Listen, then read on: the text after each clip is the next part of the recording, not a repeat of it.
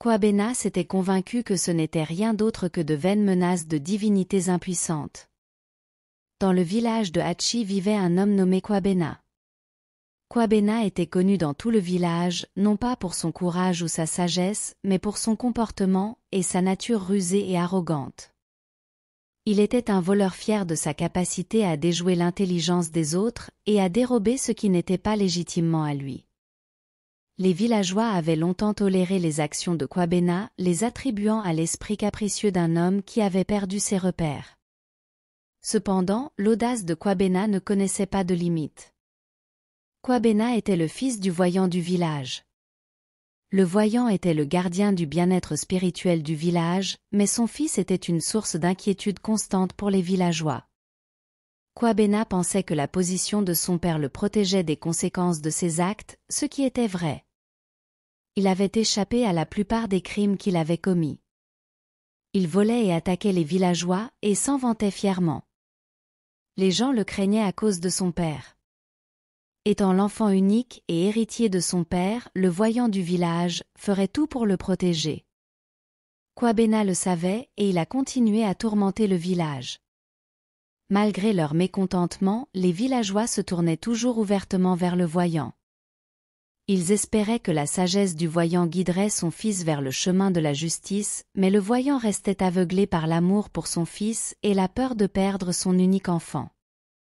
Il avait choisi de protéger Kwabena, mais cela ne mènerait qu'à sa perte. Juste à la périphérie de Hachi vivait une veuve appelée Ida, dont la grâce et la résilience étaient aussi renommées que l'histoire de son défunt mari. Avant sa mort, c'était un homme d'une vertu exceptionnelle. Il avait consacré sa vie au bien-être de Hachi, et ses ancêtres l'aimaient pour cela. Sa veuve, Ida, vivait modestement à la périphérie du village. Elle habitait une humble maison entourée de buissons et d'animaux sauvages, mais elle était protégée par ses ancêtres pour qu'aucun mal ne puisse lui arriver. Elle vivait sa vie en paix et recevait constamment des provisions divines des esprits pour la garder heureuse. Tout le monde dans le village savait que les ancêtres accordaient leur protection silencieuse à cette femme, en hommage aux bonnes actions de son mari, alors ils lui faisaient des offrandes lorsqu'ils voulaient des faveurs des ancêtres. Une nuit, poussé par la cupidité, Kwabena s'est glissé dans la maison d'Ida et lui a volé son bien le plus précieux. Un loquet traditionnel simple mais beau, ayant appartenu à son défunt mari. Ce loquet était la dernière pièce de sa vie passée, remplie de souvenirs et d'amour. Kwabena avait brisé le cœur d'Ida et le cri de son chagrin avait résonné dans tout le village. Lorsque les villageois avaient découvert le vol, ils étaient indignés, mais impuissants face aux agissements de Kwabena à cause de la protection que lui accordait son père. Cependant, les ancêtres furent indignés de voir Ida en détresse. Qui nous a autant offensés? Qui outrepasserait ses limites et causerait de la douleur à notre bien-aimé? Ils étaient furieux et ont décidé de châtier Kwabena. Les ancêtres se sont révélés au voyant, l'avertissant de ce qui allait arriver à son fils. Il les supplia, essayant de les convaincre de ne pas châtier son fils. Mais cela était vain car c'était un affront impardonnable. C'était une bataille directe entre les dieux et les hommes, c'est pourquoi ils ont maudit Kwabena. Mais cette malédiction ne prendrait effet que s'il osait sortir de chez lui. Cette malédiction n'était pas seulement une punition, mais aussi pour tester son humilité. Les ancêtres espéraient que cela entraînerait également un changement dans ses habitudes et une chance pour Kwabena de réfléchir à ses méfaits et de chercher la rédemption. Pendant des jours, Kwabena était resté confiné dans sa maison. Même s'il avait peur, il croyait toujours que son père réglerait le problème, car il avait confiance que son père trouverait une solution à sa situation. Les villageois en étaient aussi conscients. Ils observaient la scène en silence, se demandant si le voleur notoire allait enfin changer ses habitudes. Les ancêtres qui regardaient de l'au-delà commençaient à espérer au changement de Kwabena. Bien que désormais confiné chez lui, les ancêtres avaient décidé d'envoyer un dernier test pour voir à quel point Kwabena les craignait et était prêt à changer. Il lui envoya une très belle femme. Elle alla chez Kwabena et frappa à sa porte, l'incitant à sortir et ainsi donc à venir la chercher. Elle lui promettait que s'il sortait, il la garderait pour lui jusqu'à ce que son père apaise les ancêtres. Elle se tenait devant sa porte avec son sourire et sa légèreté, séduisant Kwabena comme une sirène. Quand il la voyait, toute sa présence était un rappel de ce qu'il ne pouvait pas posséder. Poussé par ses désirs et son arrogance qui allait causer sa perte. Kwabena se convainquit que ce n'était rien d'autre que de vaines menaces de divinités impuissantes. Il croyait que son intelligence pouvait même déjouer les ancêtres. Alors cette nuit-là, attiré par les promesses d'affection et de beauté de cette femme, Kwabena sortit de chez lui. Au moment où son pied franchit le seuil de la porte, le ciel rugit de colère et le vent résonna avec les voix des ancêtres. Son corps ne se tordit pas de douleur, mais plutôt de la réalisation de son ignorance. Instantanément, sa tête commença à grossir, devenant massive et lourde.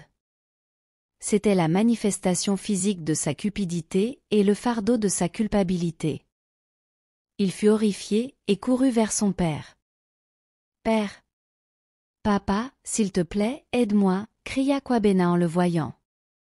Le père de Kwabena s'écria « Qu'as-tu fait mon fils ?»« Kwabena, qu'as-tu fait ?» demanda-t-il horrifié. Mais c'était trop tard. Son père était abattu et pleurait en voyant ce que son fils s'était infligé. Il était maintenant trop tard pour faire marche arrière. La transformation était irréversible. La première réaction de Kwabena fut une réaction de déni et de colère. Il protesta contre les ancêtres, contre le village, contre son père et même contre la punition qui lui avait été infligée. Cependant, à mesure que les jours s'écoulaient en semaines et les semaines s'étiraient en mois, la réalité de sa malédiction s'imposa à lui comme le poids de sa tête, si grande qu'elle ne pouvait plus entrer dans les maisons pour voler, ni se cacher des regards accusateurs des villageois. Les villageois se rassemblèrent, les yeux écarquillés avec un mélange de peur, de curiosité et une certaine satisfaction en voyant le voleur notoire finalement arrêté. Il pourrait vivre ainsi pour le restant de sa vie. Mais à l'ombre de son parcours, il entreprit un voyage de rédemption. Il s'était excusé auprès de ceux à qui il avait fait du tort, créant ainsi un mythe et avait commencé à protéger le village des voleurs, utilisant sa malédiction pour garder ce qu'autrefois avait été sa proie. Il avait également exploité sa condition unique pour rassembler les enfants autour d'histoires et de leçons, leur enseignant la valeur de l'honnêteté, de la communauté et du respect des traditions qui les protégeaient. Tout le village, autrefois en proie aux transgressions de Kwabena, avait trouvé la paix.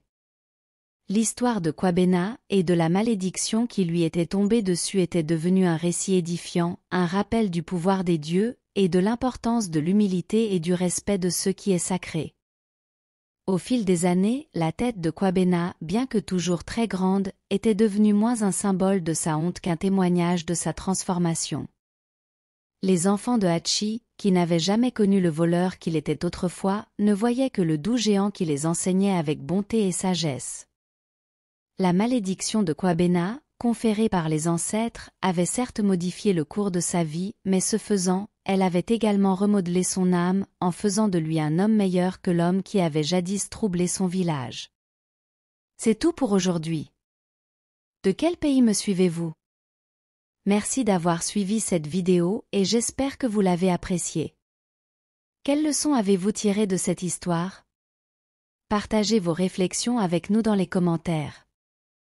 N'oubliez pas de vous abonner, d'aimer pour donner de la force à cette chaîne et afin que nos vidéos soient recommandées à plus de monde. Soyez bénis et à la prochaine.